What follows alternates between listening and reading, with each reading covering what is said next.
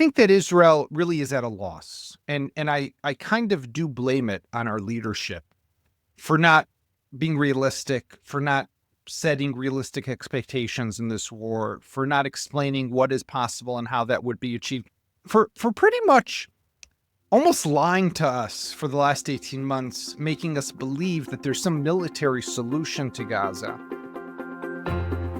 That familiar voice is Yaakov Katz, a good friend of the State of Tel Aviv podcast, and he's back, as you can hear, after a somewhat prolonged absence. And Yaakov, as am I, is as concerned as ever with the state of political life in this country, which, of course, influences everything. Security, national cohesion and morale. And when someone of Yaakov's stature and depth of knowledge and understanding makes such a sharp comment as you just heard, then I suggest that we must all snap to attention. Israel is in a very dire situation, and not just militarily. We get into the newly announced Gaza operation that will likely begin mid-May after President Trump leaves the region. He's a planned visit. There is another call-up of tens of thousands of reservists to serve in that planned offensive. We talk about the deep war weariness in Israel, the worry, and of course, the fate of the hostages. We always speak of the hostages. And Yemen. We get to Yemen at the end. And how could I forget the Houthis, who scored a direct hit just a few days ago on Benoron International Airport. For the last couple of months, both Yaakov and I have been traveling a lot, extremely busy, and of course, in the middle of all that was the Passover pause. So we got knocked off our rhythm a little, but we're back. And I look forward to hosting him regularly on the podcast. I missed his clarity, his passion, and his powerful analysis, and I know that many State of Tel Aviv regulars and subscribers feel similarly. So I'm delighted to turn it over now to the amazing, redoubtable Yaakov Katz. I'm Vivian Bercovici, former Canadian ambassador to Israel. Stay with us. 8 p.m., Tuesday, May 6th. It's been a long time. How the heck are you, Yaakov? So much has changed. I don't know where to begin. Well, maybe we should just end it now. Because, by tomorrow when I run this, it's all going to be outdated anyhow. I just have to point out to our viewers that Yaakov is not the host, but he does have better lighting today because I just moved and my lighting isn't set up and you look great. Tough. Thanks, Yaakov. I appreciate that. I just wanted to make that point that it's a tough one to swallow to be upstaged by your guest, but I can take it. I can take it with you. You're maybe the only person. So we got a lot going on. I've been away. You've been away. Everybody's back. Holidays are over and things are busy. It's kind of hard to know where to begin, but we always do. And so let's start, shall we? With, what do you say, Gaza? Good choice. We're in this very bizarre place. We know that over the course of the last week, call-up notices have gone out to tens of thousands of Israelis to show up for reserve duty in the Gaza Strip yet again. And there are a lot of questions around what they're going to be doing. What is this planned operation? What is it intended to accomplish? So let's just start from the beginning, I guess, which is the cabinet has made a decision that Israel will deploy the IDF back into the Gaza Strip in what they're calling a kind of renewed and very intense ground assault and operation. What more can you tell us? Look, Israel, and we've spoken about this a lot over the last 18 months, but Israel is at this point once again in the operation where it feels that it has done a lot, and it has done a lot, where it's fought a lot, it's invested a lot of resources, it's put a lot of soldiers on the ground, and it's also paid with the painful price of losing soldiers as well as hostages who continue to languish. And as the days go by, their lives are in peril, and some of them are killed.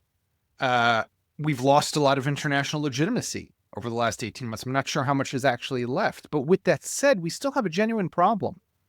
And that is that Hamas is still standing. Hamas still has capabilities. Hamas has apparently replenished its ranks with another 20, 30,000 fighters.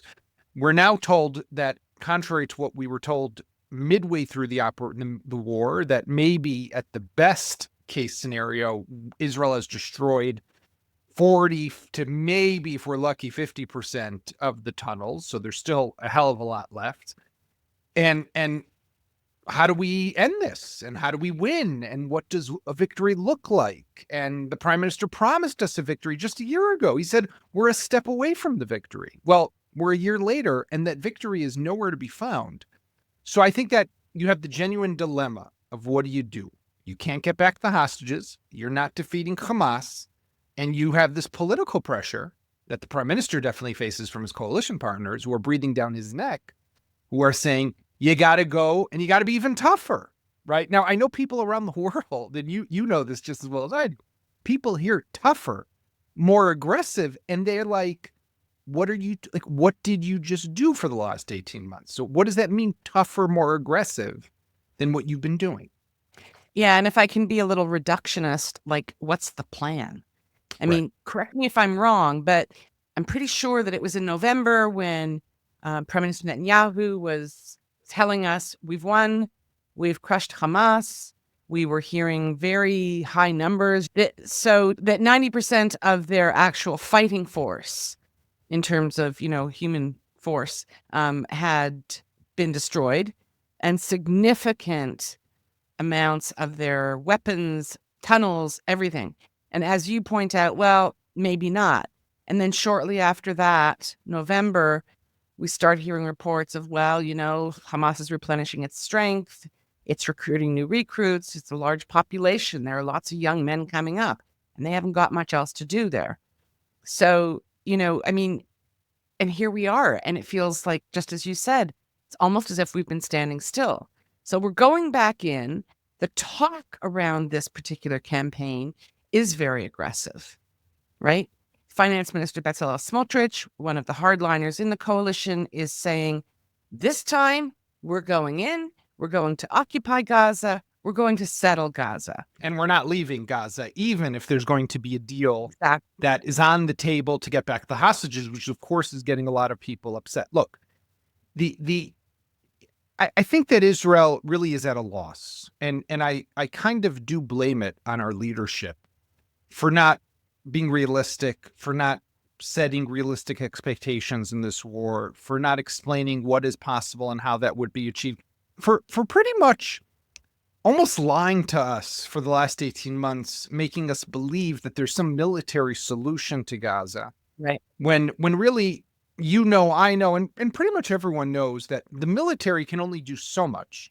The rest is political courage, leadership, and an alternative governing entity in the Gaza Strip, which this government refuses to even engage in those conversations and talk about what that will look like. And therefore we're being misled to some extent. But there are ways that this will look different, right? One of the main ways, and just to give an example, Israel has done a lot of damage to Gaza. It's destroyed, apparently, according to the UN, 40 to 50% of all buildings there. There's about 50,000 people who are reported to have been killed. They claim most of them are civilians. We claim that probably at least half, or if not a third, are combatants. But what can be done more is, if you go back to the beginning of the war and the ground offensive, Israel went in from the north and kind of left the south untouched. Right. Then when it finished with the north, it went to the south. It was playing this kind of ping pong game of sorts with the civilian population in Gaza. And I hate to use that term, it doesn't sound good, but the idea basically was, we want to create sterile environments and areas for operations. So we're going to push everyone, drop leaflets, robocall, you name it, get everyone from the north to move to the south, operate in the north, even though we know that the Hamas guys are also fleeing to the south, but we said, okay, we'll do that at the risk of, we want to minimize civilian casualties. Then they went into the south. They tried to push them to other areas. There was always this, remember, Rafah, the whole thing about Rafah with the Biden administration, it's going to be a disaster. All that stuff, and it wasn't, but whatever. Here, I think one of the ways they'll do it aggressively is they'll go in all at once, right? This will be all into Gaza, flood the place, real shock and awe, massive firepower, very aggressive on the ground, very quick, lots of force, but every possible direction at once.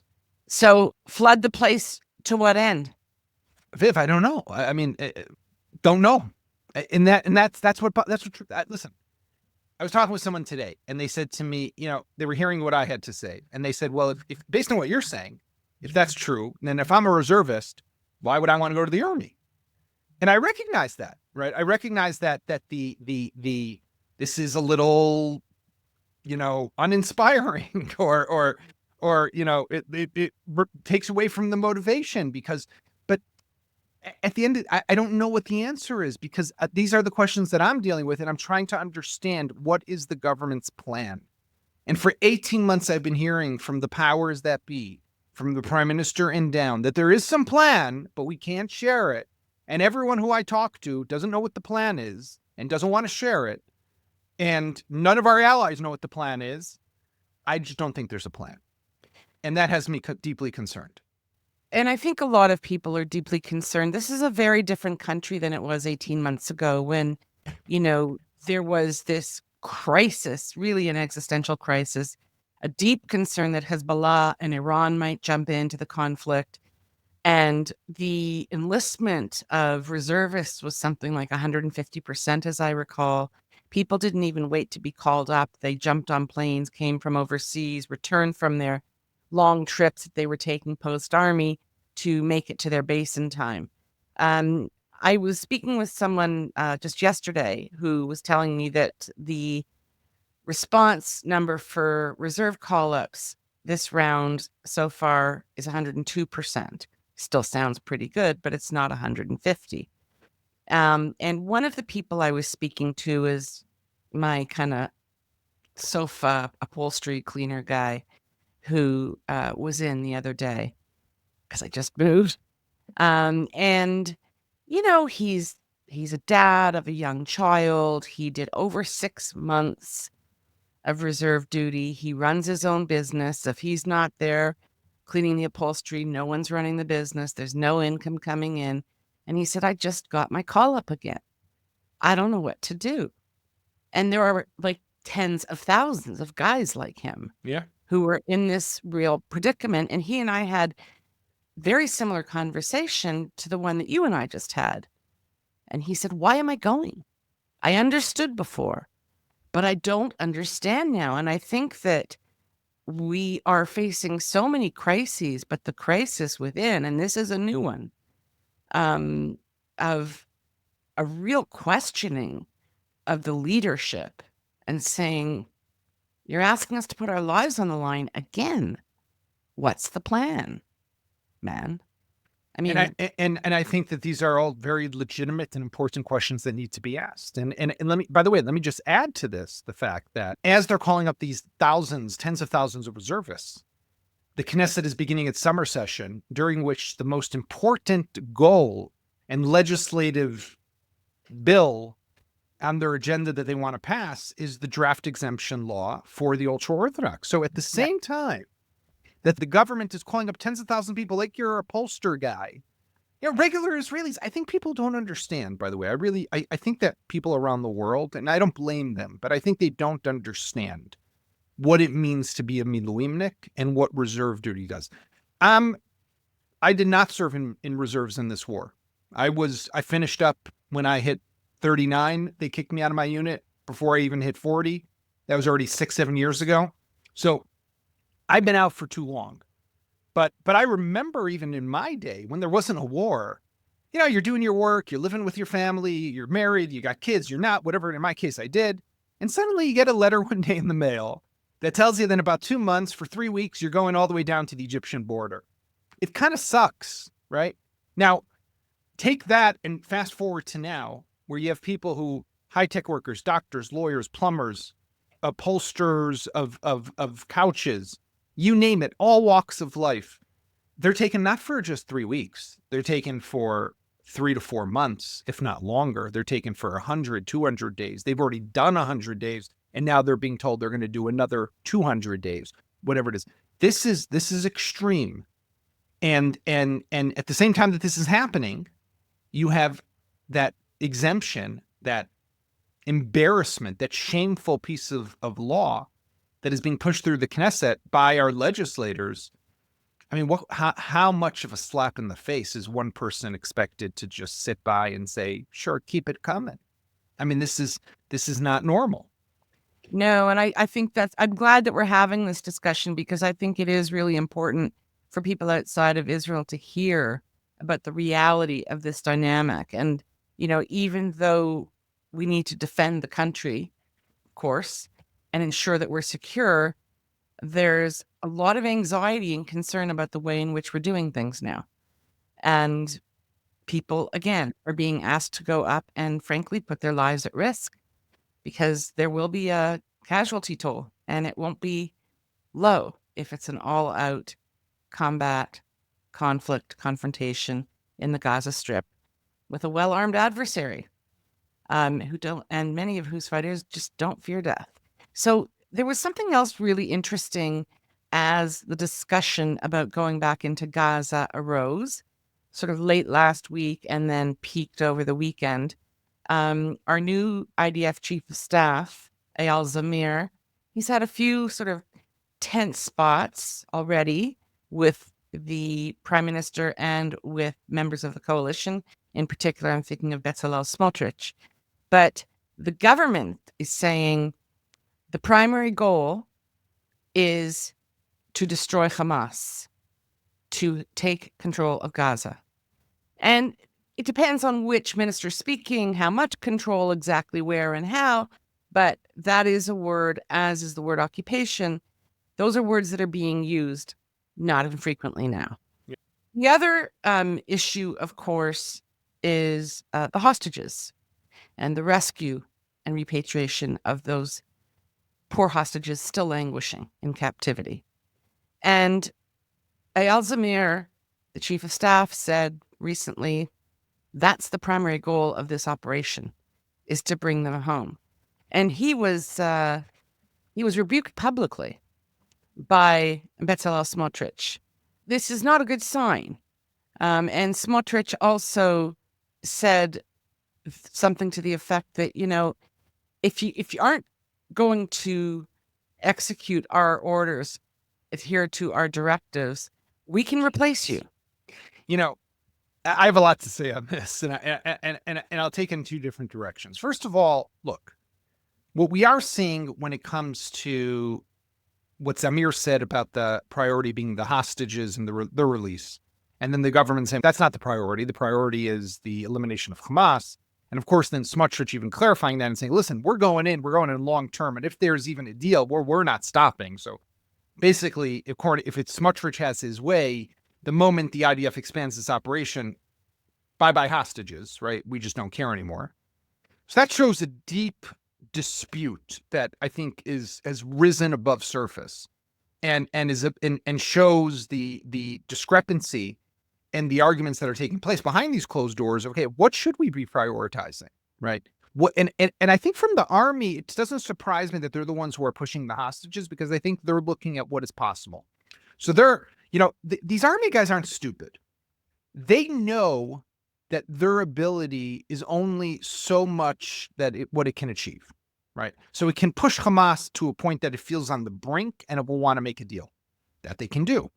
They can push Hamas to the point that it is weakened and degraded to the point that someone else can come in and grab the reins and take control of Gaza.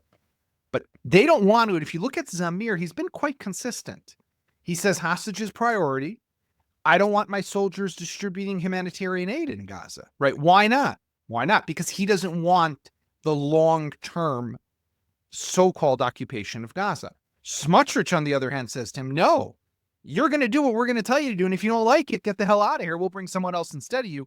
That's because Smotrich has a whole different vision of what he views the military's role here is. So you really see very clearly these two different, very opposed views of military use, of role of military, and what's possible. But the second thing that I'll just say, and this deeply troubles me also, is when I hear ministers say, well, we'll just replace you. They got rid of Herzi Halevi. They made it clear to him, the former chief of staff, that he's no longer wanted.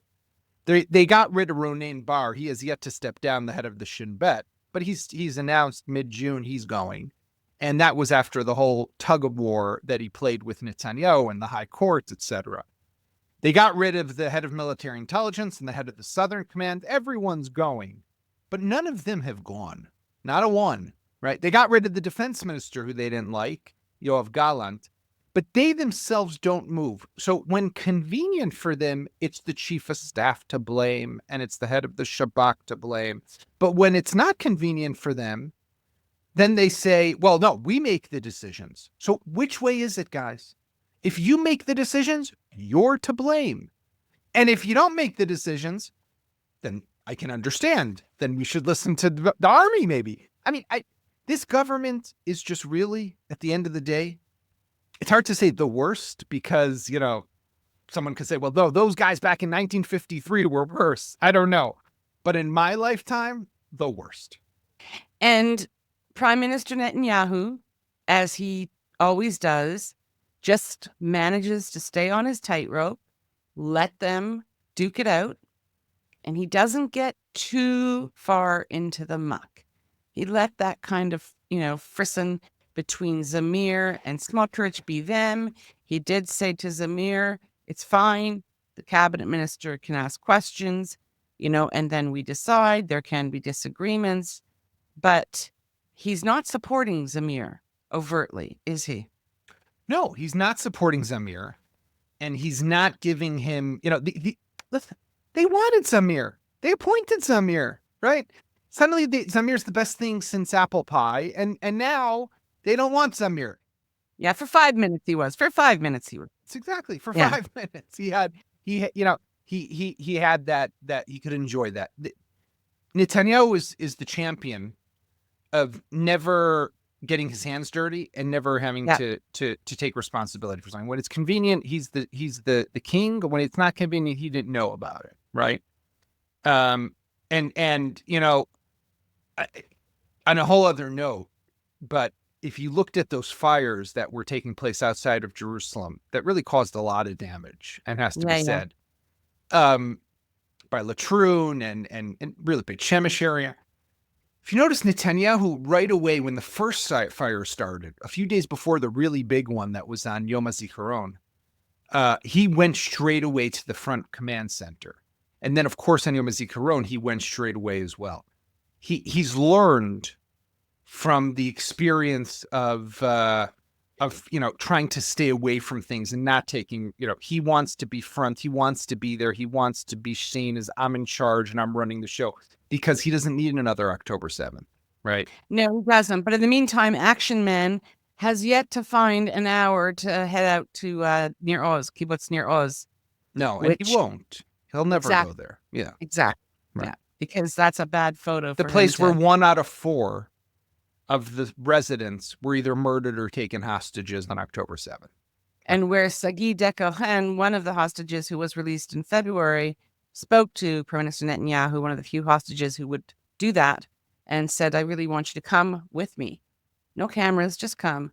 And apparently he made a non-committal affirmative commitment, which means he'll never go. Exactly. I'm going to just throw out something crazy, which is Eyal Zamir is the chief of staff of the IDF. He's got his hands full with many things, but one of them is of his fighting force. And he's got soldiers in the Gaza Strip who are alive and being tortured. And the soldiers he's putting in there tomorrow need to know that their chief of staff and their country will do everything possible to rescue them. Do you think that that's lurking or a factor in Zamir stepping up and saying, getting the hostages back is a priority, full stop? I think it's part of it. I think that, when you think about the really ethical dilemma that exists here, and there is one, what we're facing now, for example, with the Houthis and that missile that they fired that hit Benoron Airport on Sunday. If we end this war with Hamas still standing and still in charge and still able to rebuild, it'll be a matter of years that they'll have missiles like that can hit Benoron Airport again. I mean, that's just the fact of life here. So that reality can't be ignored, right? This isn't just black and white.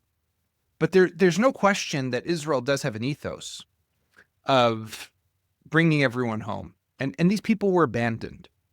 The vast majority, there's just a handful of soldiers there. Everyone else are civilians out of the 59. Soldiers, you could say, okay, that's their job. They're sent to the front lines. They know the danger. Well, someone who's sleeping in their home in Nir Oz or who goes to a Nova Music Festival, well, they don't think they're going to be taken hostage. That's the government that abandoned them. That just compounds the commitment, I think, and obligation to bring them back. And I think that Zamir recognizes that ethos is currently being shattered. I think that you and I recognize, I think most Israelis recognize that. And I think for that reason, we also know, and you and I have spoken about this a lot over the last 18 months, is that as a nation, we need to go through a healing process. And we will not be able to heal as long as people are still being held in Gaza. And that's going to be hard. And for a nation not to be able to heal, so the war could be over. We could have peace treaties with the Saudis and who knows what. But if you're still holding on to a couple of our people in Gaza, that's going to be something that's going to be on our minds and piercing our hearts every single day. Yeah, I don't think that, I know that in the Prime Minister's office, there is a prevailing view that there's a hat trick that they've been chasing, destroy Hamas, push Hezbollah north of the Litani, and make peace, normalization with Saudi Arabia, and that will magically alter Benjamin Netanyahu's legacy in history. And I happen to disagree. I don't think anything will ever alter or erase the impact of October 7th. Not a deal with, even with the supreme leader of the Islamic Republic would do that. I just think that what you just said, Viv, is also, I think, why he clings to power right now. Right. Because he knows that his legacy now is October 7th. And with the war ending, let's say there's going to be, let's hope there will be a deal. The hostages will come back. There'll be some new entity that will take over Gaza. But without some dramatic change here, something, I don't know, Iran gives up all its nuclear program, makes peace with Israel, the Saudis anything beyond something massive like that, Netanyahu will always now be remembered for being the man who was the prime minister on October 7th, but I would even say more than that, was the person who set all the policies for pretty much 15 years preceding October 7th. So this was this was his doing to a large extent. There's a lot being made of, the fact that Herzi Halevi and Ronen Bar, the head of Shabak, didn't phone Benjamin Netanyahu in the middle of the night early on October 7th in the morning to say, hey, boss, we may have a big problem here. But as you point out, the whole kind of containment strategy called the conceptia in Hebrew, which is keep them happy, keep the Qatari money flowing in, give them work permits. Hamas just wants a nice and quiet, normal life for their people. I got this. And that was his approach. That was his idea, or he's certainly taking credit for it. And that was the basis for the opening for October 7th. Okay, but we've got just a few minutes left, and I just want to mention before we go to the Houthis briefly that the government, of course, is saying, hey, Hamas, we're coming in, and we're coming in like firing like mad. But if you release all the hostages within the next week, 10 days, whatever the deadline is they've given, then we don't have to begin this offensive. And I think that we probably agree that the likelihood of Hamas doing that is less than zero. But who knows? Exactly. Sometimes miracles happen.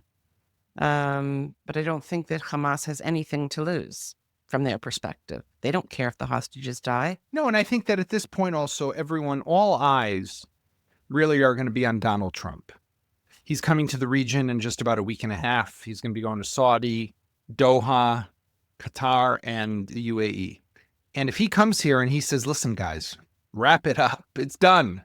And by the way, if you're listening to the statements he's been making over the last few days, talking a lot about the people of Gaza who are suffering, starving, need food, those are comments that he's making. You might be getting some indication of where his thinking is going at the moment. And the security officials in Israel are already saying that this ramping up of the operation, nothing's going to happen, though, until he finishes up his visit here to the region. So if that's really the case, then just maybe all this bluster is about really adding the pressure to Hamas, Trump coming, clinching the deal, and hopefully we get back the people. But let's see.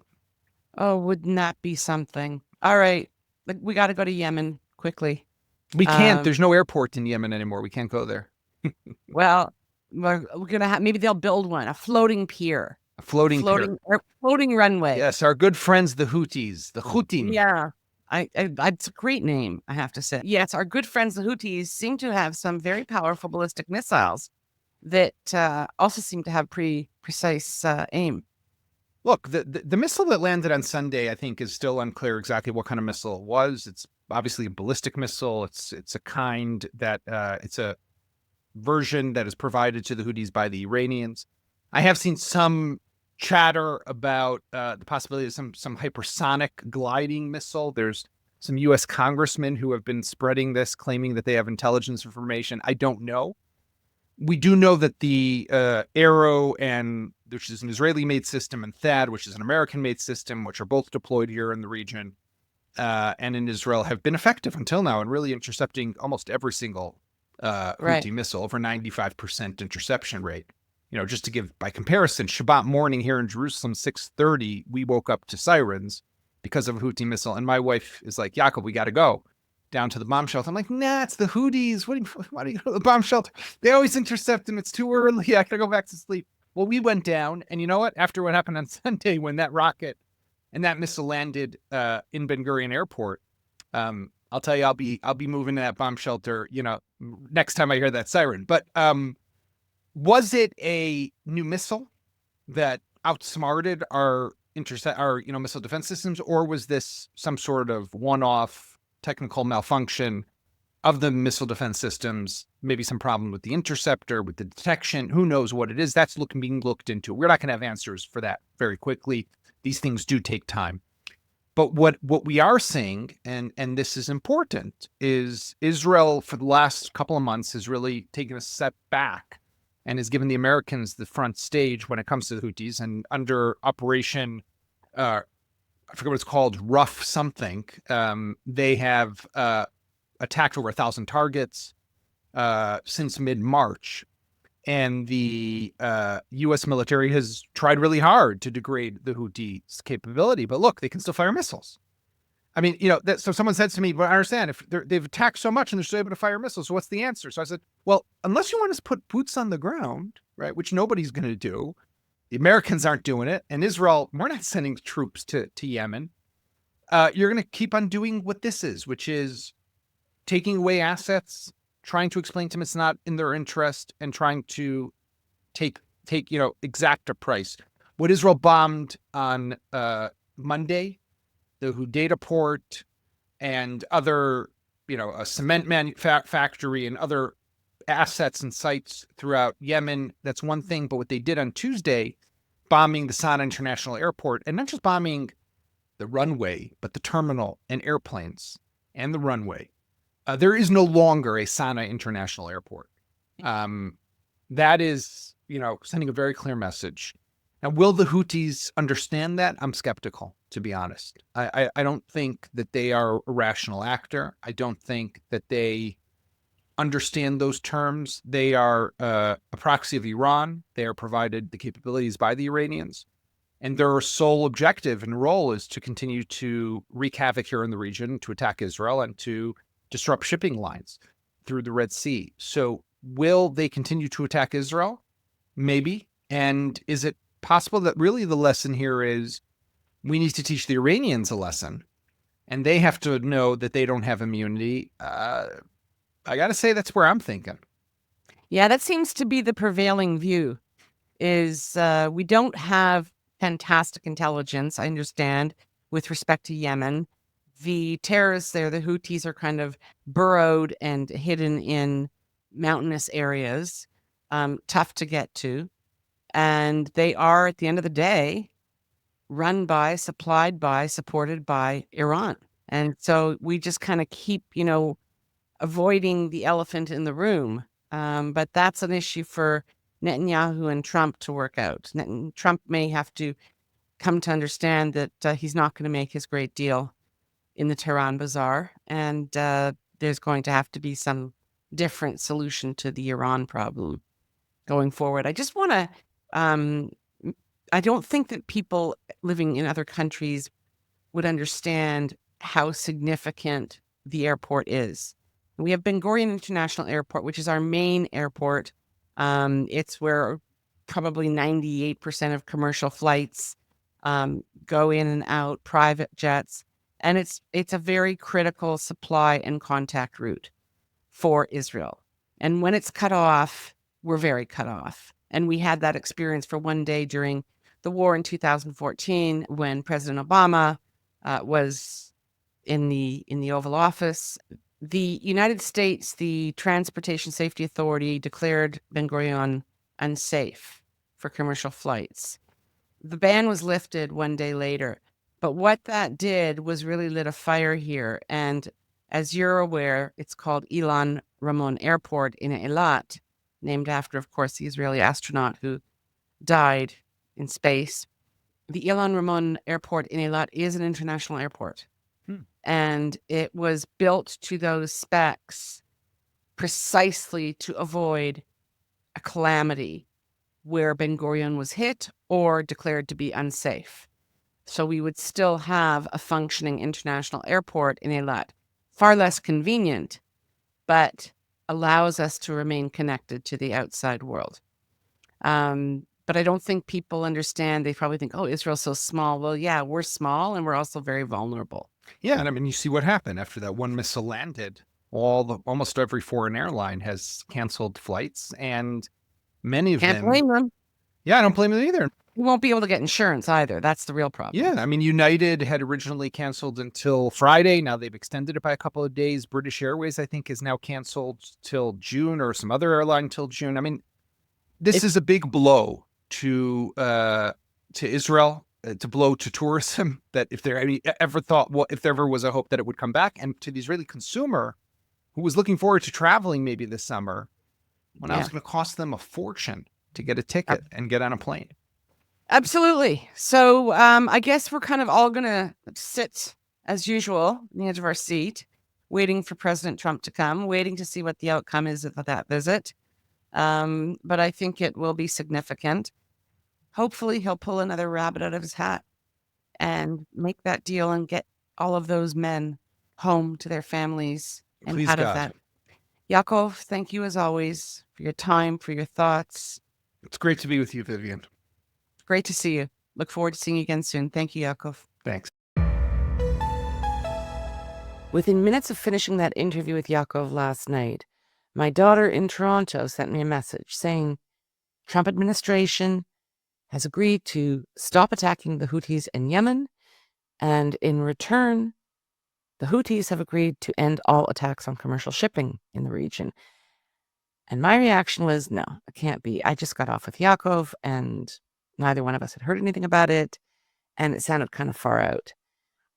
Turns out that within minutes of finishing with Yaakov, I shortly after received a news bulletin saying, holy cow, Trump administration has agreed to stop attacking the Houthis in Yemen. And in return, of course, the Houthis will no longer attack shipping lanes. But at the same time, the Houthis also pledged to continue attacking Israel directly. So as you can imagine, that set Israeli leadership back on its heels, as is being reported in the media, and not in a good way. So I want to just close out now with the Houthi flag, which is now up on the screen. And I will read you out and translate what the flag says. Here are the lines from the Houthi flag. God is great. Death to America. Death to Israel. A curse upon the Jews. And finally, victory to Islam. That, in a nutshell, is the Houthi ideology. And they're serious. Thanks, as always, for being here. Until next time. We love hearing from you, so please comment on our website, stateoftelaviv.com, or send us a note to hello@stateoftelaviv.com. On behalf of the State of Tel Aviv core team, Jan Zabo, our creative, graphic, visual, and marketing man, Amir White, producer and editor extraordinaire, sound guy, who is also impressively patient with me and my boomer tech deficiencies, and our social media manager who pitches in on everything, Maya Naftalin. Thanks to the team. Thanks to you for being here. We'll be back soon.